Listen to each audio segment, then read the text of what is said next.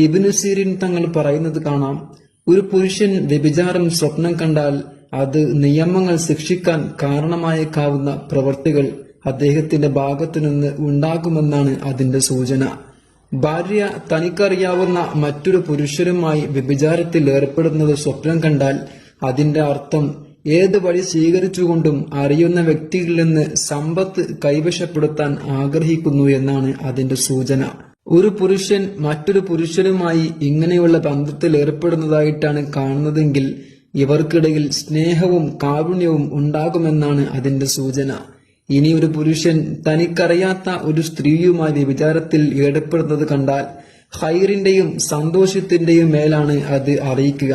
അതല്ല, തനിക്കറിയാവുന്ന ഒരാളെയാണ് സ്വപ്നം കാണുന്നതെങ്കിൽ അവർക്കിടയിൽ മോശപ്പെട്ട വെറുക്കപ്പെടുന്ന അനിഷ്ടം ചില സംഭവങ്ങൾ ഉണ്ടാകും എന്നതാണ് അതിന്റെ സൂചന. ഒരു യുവാവ്